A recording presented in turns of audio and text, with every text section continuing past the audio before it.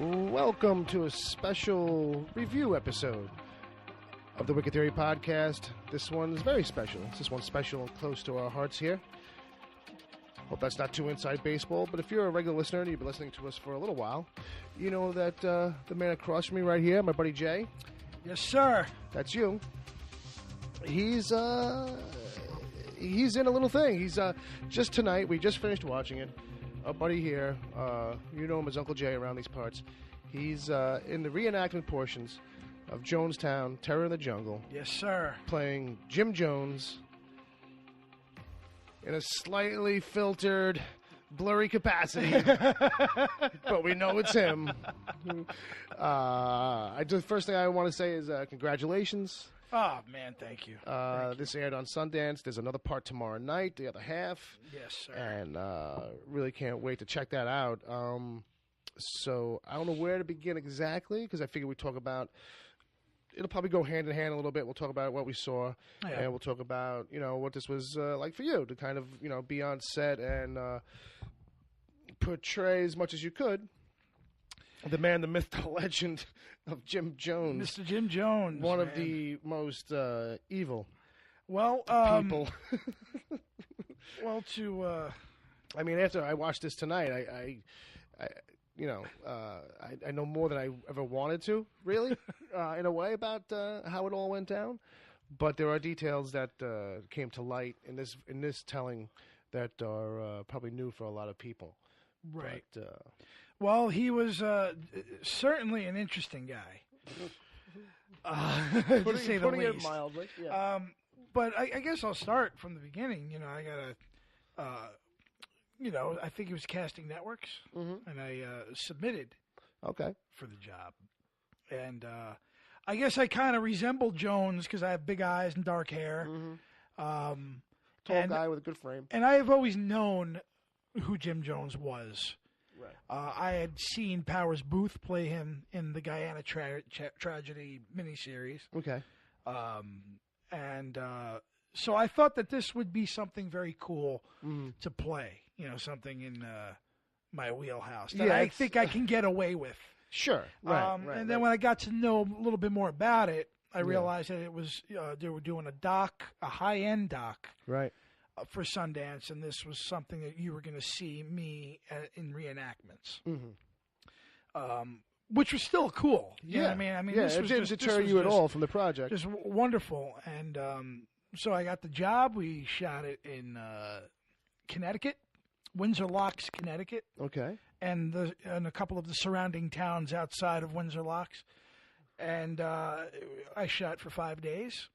And nice. I think 2 of those days are what you saw in the events tonight. It was basically him on Homeland. Right. So now they're breaking up the doc as a 4-hour thing, but it does seem like both evenings are split up into like 4 parts. It's a 4-part doc. Yeah, because the intro pops up at the second hour mark. Right. But as far as pacing for a doc is concerned, and information, they're giving it to you, no holds barred here. Yeah, and easy to follow. Easy to follow.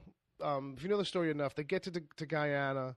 At the the last act. The last act. In the last act of this first night, in that last 3/4 mark. So you get to feel a little bit of the situation there, just as it's starting to fall apart. Right. Which, to tease part 2, it means that the next 2 hours is all about the collapse. Yes. And I'm going to guess that it means we're going to get pretty into the details and specifics of how that all goes down. Right. To leave that whole fiasco, the end days more or less, for just the second half in total. Right. Just means to me we're really going to get into it. Right. Well, basically they just tell you who he was, how he grew up here, just to recap what we saw a little tonight. Origin story, for lack of a better term. And just kind of, in a sense, almost a brilliant man in a way. Yeah. You know what I mean? And how the power really just, took hold of him. Yeah. And then it went. Well, here's the thing. Wrong. Right? Well, we talked during the wrong. commercial breaks, and one of the things I said to you is that, is where that comes from, is that this guy is an evil genius, literally an evil genius. Right. He's running this thing mostly by himself for most of the run. Like, even when he eventually puts together, like, this little council, like, it's not like he has any right-hand man. Like, there's no other guy. There's no, like, little group of 3 people who are all working on his master plan. He's pretty much just winging it by the grace of his charisma and power and ability to convince others and, like, intestinal fortitude. And then we learned later really kind of running on empty, running on just the power of drugs to keep him going. Yeah, sure. But it's just a testament to, like, what, like, a powerful brain he had, like, you know what I mean, to be able to manipulate on that level, and keep that facade going. Yeah. And not collapse sooner. Because that was the thing I was thinking about, like, in general, was that, like, even when it was small time still, and he was, by the time they got to San Francisco, kind of like I was like, I don't know if I could keep this up. It was something that was in my head. Right. Like, now that it's at this level, like now that we're bringing bus loads of people with a little bit of extra room for new people to kind of join us as we go, and he's like, just hundreds of people he's bringing to him across country, on his journey to kind of like get more people with us. Like, yeah. You know what I mean? It was just like, I figured it was something across my mind when they were in San Francisco. I was just like, this would have collapsed under me. Like, somebody like me, or, I was doing good for a little while, but, this fell to crap pretty quick, It's, well, just the whole thing is eerie. Right. In a sense, that's one thing that I will say, because I watched the Guyana tragedy not long, longer, about 6 years ago. Okay. Because they don't air that very much. You know what I mean? This is where Powers Booth played Jim Jones in a TV miniseries. Right. And it's really good. I mean, he was fantastic in it. And then Eli Roth did a film called The Sacrament a couple of years back, and it's basically taking the Jim Jones story and modernizing it. Okay. But it's just an eerie tale here. Mm-hmm, mm-hmm. You know what I mean? That, he takes a bunch of people. Yeah. Yeah. And brings them into the middle, literally in the middle of nowhere. Yeah. Your 19-hour boat ride from the nearest town through some crazy jungle in South America. Yeah. If that doesn't tell you the mind of this man, insane. It is insane. It's eerie, and and the things that he's saying, and the one part that I really in this documentary that I actually started to say to myself, that's fucked up. Yeah. Is when he's slurring his words over that megaphone. Right. When it's starting to show. It's starting to show that he's slurring. He's not even making sense. Yeah. And it's all about how they're not doing their job, and it's all about like it's some middle of the night rant. It's horrific. Yeah, it's literally it's horrific. Yeah. And that's one of the things I because I did a lot of research. Mm-hmm. I did a lot of research. Yeah. For Jones, and basically it was trying to get. At that point, I didn't know if you were going to hear my voice or not. And right. then they told me like later on that we're probably not going to use your voice, but that didn't stop me from trying to. Mimic his voice. Right, and, sure. So what they did was they had me memorize 3 sermons, actually 2 sermons, and the final rant that he did at Jonestown, or one of the final rants that he did when he's giving everybody the Kool-Aid. So I memorized those, and that's basically what I'm reciting. Every time you see me, I'm reciting one of those 3 sermons. Sure. One of those 3 rants. Or whatever. They kind of served as your go-to pieces. Right. So, and then I started to really just get into the mindset. Like, it was, like, from what I'm saying is, there's a part where I was in the church at the podium. And there's, like, literally about 30 people. In the pews. Yeah. And then I got to say that sermon that was obviously in a church. Yeah. And I had the good book in my hand, you know what I mean? And I'm really at the podium, and I'm giving my best Jim Jones kind of a thing. Yeah. And right there, I kind of felt a little bit of that, like Jesus, is this what it's like to have? Yeah. You know, of course, everybody was acting. Sure. The people in the pews were eating it up, eating the performance up and everything. And you can almost start to feel some kind of surreal aspect of like, I know this isn't exactly, obviously, what he felt, but this, I'm starting to sense something here. Right. Like, yeah, I could see that happening. And for now, sure. and this is literally thousands of people following him. Yeah. So to have that kind of power, I guess, is really the major element here for this. Oh yeah, is power. Yeah, it's power, it's ego, and just what's great about the doc is that you do, for me anyway, I got to learn some stuff that just makes more sense now. Like, you know, when he was a kid, you know, one of the reasons why he's such a great pastor as an adult is because as a kid he bounced around from 5 different parishes, 5 different churches, and like very different churches too, right? And like absorbed all this kind of different ways of doing it, you know. And this wasn't because like, oh, as he got older he just moved to another town or something. Right. This was what he did at a certain point in his young life, very young life, on purpose, because he didn't have other interests and hobbies. Whereas other kids were into sports and stuff, they say, he went and just joined churches and just like took it all in. Yeah. And really what he was doing was he was like, in the end, you could say retrospect, like he was boiling it down to its essence, its core. And when you watch him speak then as an adult, like he's doing all the best aspects of it without even trying. Like, you know, he's doing the thing that, like, you know, the high animated Baptist church kind of, power of God, and then also bringing in the fire and brimstone kind of thing. Yeah. But it's all swirled together in this, like, perfect to manipulate those who will even lean in to listen a little bit. In total extremist fashion. Oh my God.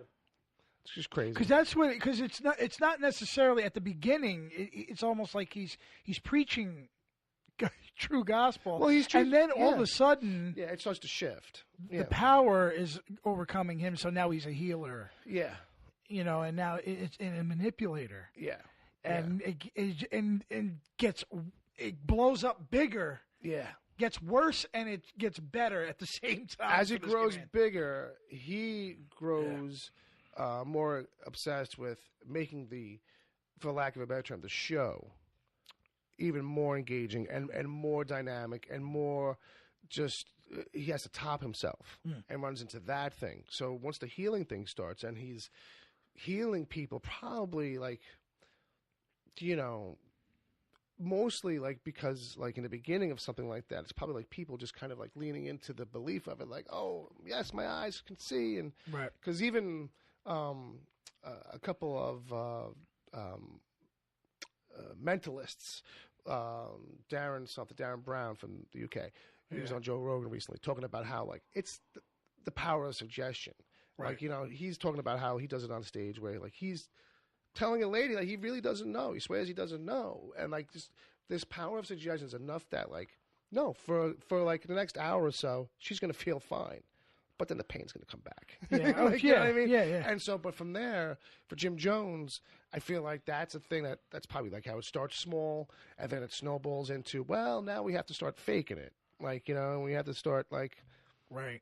We have to literally drug a lady so that she's got a blackout period where she doesn't know what happened. We tell her she broke her leg because she's going to wake up with a cast, so that tomorrow during the services, when I heal her and we take off the cast, she's going to run like the Dickens. Right.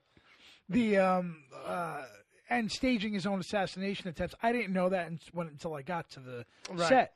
When the director told me at the time, he said, you know, he did it.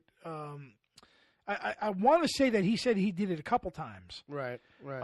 And they focused on one particular time. That scene was actually longer. I shot a lot of that. I actually did a stunt.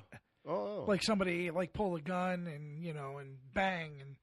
And I remember going back and I went on a on a mat. Okay. Fell back. They only used like little bits of it. Yeah. On the floor, but I remember that whole thing. But I was learning as I was going. Sure. You know what I mean? Right. I had gotten some of the some information from the director. He says, "Take this, read it in the hotel room." When I got there, so this was a breakdown of like the ideas for the scene for the for what they're going to show, but it's also information to what really happened. I got you. Okay, so you know what I mean? The planning commission. I didn't know anything about any of that. So you got like a top secret dossier. Yeah, yeah. Well, actually, I think they do cover the planning commission in the in this episode. in the Powers Booth movie. Okay, well, I think I remember that. Sure. But I didn't know to like what extent. Right. What was going on there? Right. I didn't, these kinds of things. There was a scene that Sundance put out that they didn't put into the doc. Was when I make the girl undress. In front of that. Yeah. So I think what they're doing is actually taking little pieces and doing side content. Doing side content on the website. Yeah, because they did tease that at the end. Yeah, and it's a 4-minute piece. Yeah, that was a decent length clip. So it looks like they're showing more stuff. That'd be interesting to see because it's a good way to not lose anything that you might cut for time. You know what I mean? Right. That's a smart way. Like they showed a scene of it. Because I remember watching that and like thinking about the timeline. Like, yeah, you're right. Like they would have to have put that in tonight. Right. Or it's going to be some flashback for some other reason next. In the next part. Like it doesn't hold up. Maybe. But it's less likely. Less likely because I know that I did a lot for the Jonestown scenes. I got you. I'm in a lot of that. Mm-hmm. And I saw the brief coming attraction. Right. I see myself in a lot of that coming attraction. Yeah. So you're probably going to see like a lot of that stuff, which is great. But yeah, the that's another thing too. They're having someone like undress and in front of a planning commission to kind of show expose her. Oh, okay. And to was that the and idea to show. Well, it? I think it was more to show the power. Like I can do, just to kind of put her in a place, right? Or anybody really who's watching it. It's like I could do this with any of you, kind of a thing. It's a and power the play. Actress Olivia, she was great too about it, and we all took good care of her on set. We always said, "You all right? You sure you're okay?" and everything. Right. She was just game, it was cool. So some of the stuff that I wrote down here because I didn't know about was one of the things was like a little bit of Jimmy Carter. Jimmy Carter pops up. And that I had no idea about. That they just kind of cross paths a little bit. There's a little interaction. At the time, Jim Jones was a person of notoriety. He was getting famous, right. So we'll cross paths there at his inauguration. It actually ends up at his inauguration, right? Yeah.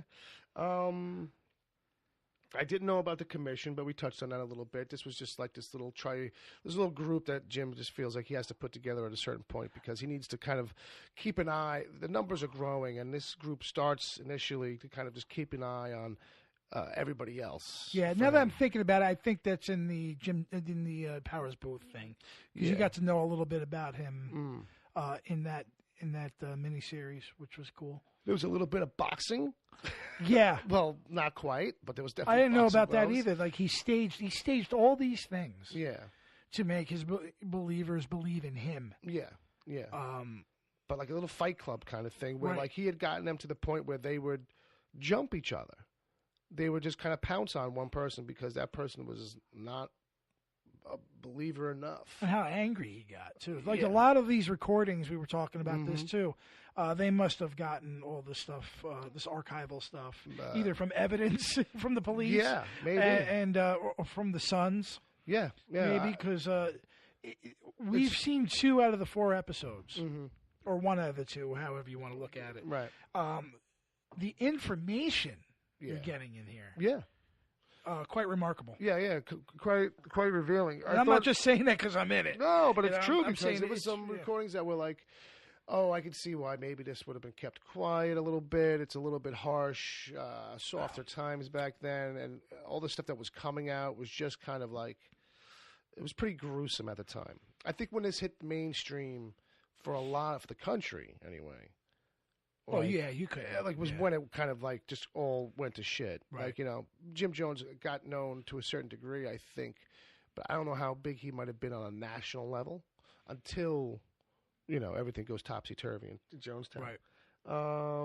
Something else they covered I thought was cool was that a woman named Grace Stone manages to leave. She's one of the first people of importance in the group who manages to leave. And she actually leaves behind her son. Yes. The young son it was like a rough choice to make. And we had initially shot a scene with her and a little boy. Okay. In that same church. Right. And I do remember that I guess there was at one point they couldn't get the right shot. I think they might have also too made a decision to kind of ease into the use of the reenactment footage because it felt like you didn't get any of it for a while in the first hour. It kind of takes a little while before you start to see that stuff. Yeah. And most other things that use reenactment shit love to use it. Because I like the fact that they sporadically use it and sprinkle it here and there because just from a narrative for the doc. Yeah. Because it seems like, and I said this to you, that it looks like that they're using my footage for stuff that the public really doesn't know about, or there's no footage of him doing. Right.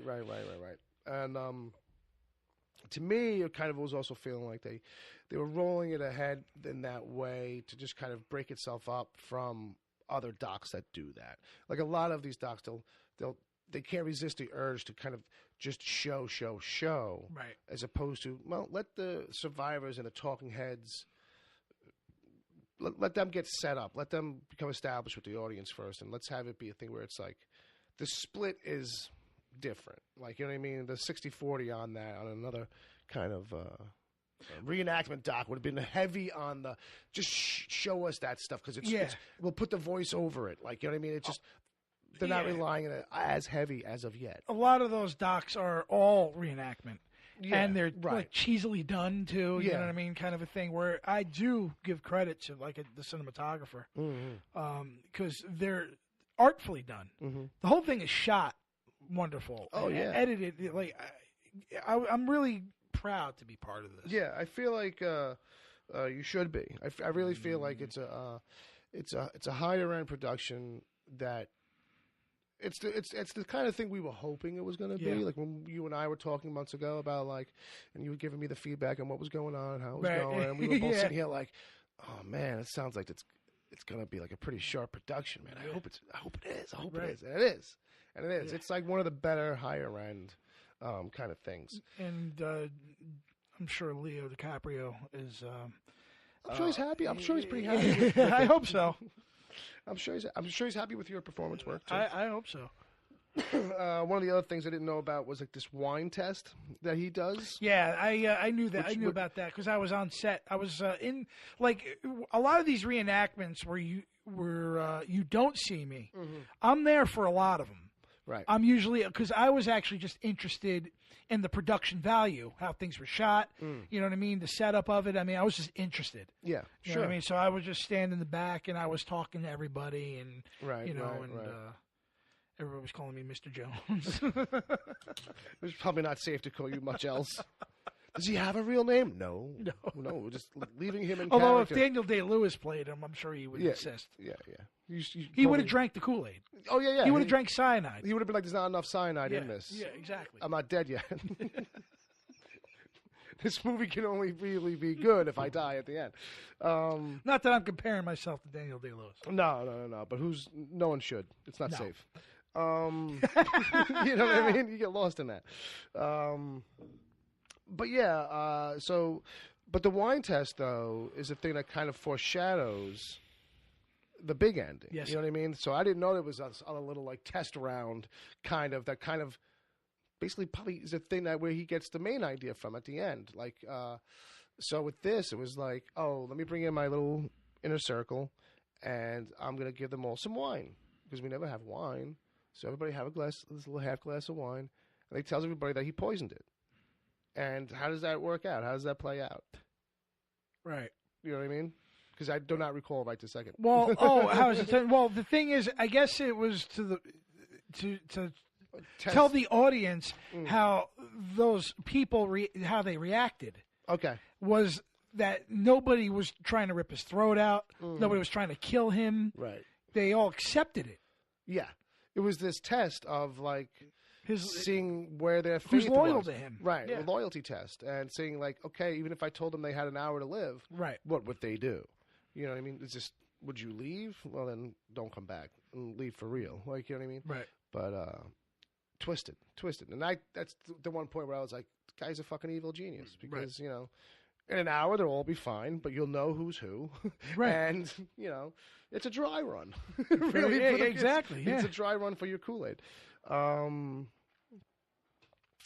So it does leave with them getting to Guyana. Yeah.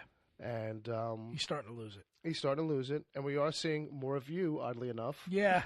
as this starts to happen. And I had a feeling that was going to be the case because I did a lot more Guyana stuff than I did his home life. Because I do think that there was a lot of footage. But they planned on using, the sermon stuff, the church stuff. Yeah. There's a lot of video. Yeah, and it's a lot of good video, too, where it's like, you know, it's him with a lot of people in the early days and doing the healing stuff. Right.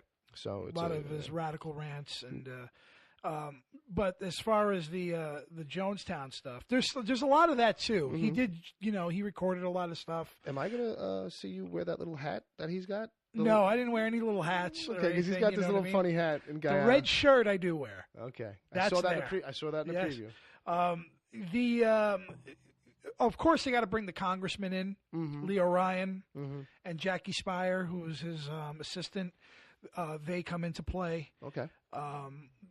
There's and everybody pretty much knows the second act, but how it just escalates to that. Sure, and the finer details of it all, and you're getting some firsthand stuff here. Right. We're talking to survivors in this. Right. And not just like the experts who wrote the books. But I think that you're going to see me a lot more. It seems like. It seems like. I mean, they showed a lot. I mean, there's some of those clips. And here's this, too, is the drug use, too, that comes into play. Right. You know, he was really, really, really drugged the fuck up. Yeah. Yeah. And I did do a sheen. It was hinted at in the coming attractions where, he was shooting heroin. He had his followers shoot the heroin for him. What's kind of crazy is that it goes that hardcore with the drugs. Like, you know what I mean? Like, I feel like, it's definitely a thing where, you figure it's the pills and the booze and maybe harder pills, but tend to jump and say, I need a needle. Yeah, it's coke and coke and heroin now. Yeah. You know what I mean? Yeah, down there. Yeah. So, and the thing is how his voice changed. Because that was, if you listen, and whoever's listening to this, if you're interested, this doesn't spoil anything. Right. But there's a lot of clean audio from that night. Right. The big, Flavor Aid night. Sure. The night. And he's really slurred speech, and he talks like this, and he also almost has a lisp. Wow. Okay. In a way. Yeah. If you listen to it. And it's also just a lot of his congregations that he would have and the things that he's talking about and how vulgar he was. Yeah, because that's the other thing, too. Like, it starts to really come out when he's, all of a sudden it's, the startling thing is when you hear the clips from earlier on with the fighting. Yeah. When they're having those fights we were talking about, a little church fight club. Yeah. And, it's fucking kill him, fucking, like all these F-bombs and shit. Yeah. Whereas, he was just so sweet and wholesome a little while ago. Right. Oh, man. Pretty crazy. Pretty intriguing man. At the very least. Yeah. I mean, it's tough to say that because of what kind of a madman he was. Yeah, and what's also kind of crazy too. I mean, it always comes up with these things. Is just like how long, people just held on to the belief that, this was a real thing, and and that's what's interesting about hearing the survivors talk about is when it started to become clear for them at different times. How for them it just came together at this point for me, and then this person over here for this point for them. And I'm curious as to whether or not if any of those particular survivors were there to the very, very end. I know one of them. The dude with the ear piercings? No, the woman, the black woman. Okay. Because I was speaking with her, the woman that did her reenactments. Okay. She was wonderful. She was an actress from Washington, D.C. She crawled through the jungle, through miles of that jungle to get the hell out of there. Oh, wow. I'm not sure the other people's story. I know a couple people, but there's very few survivors, which is also startling. Right. It's like they're literally, you can count them on your two hands. Yeah, this might be all there is. This is the people who like are popping up here. 6 or 7 people. Yeah, and he's got a couple of kids, and foster or adoptive kids, sons. Jim Jones Jr., that dude actually seems really familiar to me. Maybe just over the years I've just seen him talk at places about this, but he's got a very familiar air about him to me. He was in... almost like he's an actor or something. He said that that day he was in Georgetown doing something. Okay. For Jim. He was on an errand of some sort. And I do think that he and I can recall, because I saw another interview with him, and I think he said that, if you were there, would you have drank? Yeah. And he said, I honestly don't know. Yeah, sure. Which is a very honest answer. Yeah, because he'd like to say, oh, no. You'd like to say, oh, no, I would think. And he said, I don't know. Because you just don't. Chances are, he probably would have, But the fact that they actually killed a congressman and killed NBC reporters and shit like that on the Strip, and just that guerrilla warfare that he had. Yeah. He had guns. He had all these. It's really gets out of it's control. a very surreal story. I would love to see a real film about this. I'd love to see like a nice docuseries, or like a Netflix multi-part, like thing. Netflix or HBO. Well, I know like Jake that. Gyllenhaal was working on one. He was trying to get one off the ground. But to really go deep into this story, and knowing all these different elements now, would make for some compelling storytelling. Oh, very much. Compelling storytelling. Definitely would. Well, I'm very happy. Well, you should be. About this. I can't wait to see part 2 and see more of you. You don't have to wait too long. Not tomorrow too night. long. It's tomorrow night. Gonna miss Walking Dead. Gonna miss Walking Dead. But I think I'm DVRing both shows, so I think I'm gonna have to watch one of them. Yeah. Well, I know which one I'm gonna watch. Yeah, well, I'm gonna watch. Well, I know which one you're gonna watch. Yeah. I can watch Walking Dead Monday. Yeah. Or an hour later. Yeah, really. To be honest with you, yeah. Just by the time, right? Because by the time that goes off, it'll be on again. It'll be the rerun. Because Talking Dead at 10. Right? Yeah, you're right. That is going to work out perfect, actually. So that's we'll suggest that to anybody else who's listening who might have a conflict. But I think that's going to wrap us up. Yeah, I just wanted to just say thank you Bill, for your support, because you've been with me on this journey from the beginning. It's true. It's true, and it's about time that we got somewhere. All right. And, we did a lot of we done a lot of jokes and whatnot. A lot of jokes. But I couldn't be more honored to be part of this project. Yeah, like who knows where this career is going? Right. But I can always look back and say I was part of this doc. Yeah. And say that with extreme pride. Hey, you know what I mean? And just based on the quality of it, like, you know what I mean? Oh, it's wonderful. Not even like as much as like, oh, it's a showcase for me. It's like, no, but it's a really good doc. It's very good. It's a very good doc, like, So on that alone is really what we want to tell people. That's why this is also like a review. It's not just talking to you about like your experience. It's like both, Right. So with that, anybody who's listening, if you haven't watched it yet, go check it out. Right. I'm sure it'll be available somewhere if this is after the fact. Sundance TV. I think, from what I understand, that AMC might be running it at some point, because that's the sister company. Right. And I just hope they use the poster for the Blu-ray. Yeah, because it's you're all over that shit. Yeah. That image close up of the glasses and the bridge of the nose, basically. That's, as soon as I saw that, which is not much of a face to go by. I was like, that's Jay's head. Yeah, that's me. I was like, that sits right across from me every week. I know that little T-zone. I would just listen. If Sundance is listening, Yeah. I would love a steelbook. That's A steelbook Blu-ray. That's all I ask of that. That's all. Maybe, That's it. I don't even know if my name's in the credits. Just give me a steelbook. I didn't even check that. Yeah, we didn't even check that. It's got to be buried in there somewhere, right? I would think so. I would think, at least, something. Yeah, it would be nice. In case they need to know who that, good-looking guy was. I mean, really. Yeah, you know what I mean? Who was that good-looking guy who's kind of fuzzy the whole time? That's a little... a little hard to see, a little bit. Well, I kind of knew up front. I kept telling everybody that I was shot in very low contrast, and you weren't going to hear me. Fuzzy resolution. But I know that's me. Conveniently blocked by lamps every now and then. And those were my sideburns. God damn it.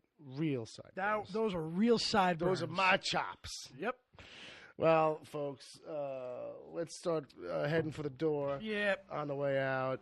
Bill's getting tired. Well, I am a little bit. Been up since like 6:30. Thanks, guy. James in the chat. James in the chat room. Wesley in the chat room. Thanks for listening, guys. Thanks to anybody else who's listening to this after the fact. Check us out at wickedtheory.com. You can find Jay on Twitter at Uncle Jay Sting. You can find me at Wicked Theory.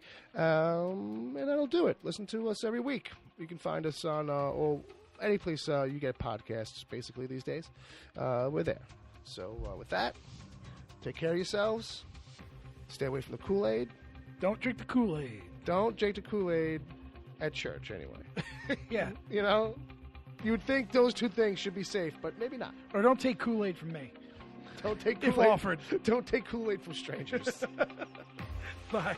Good night, folks.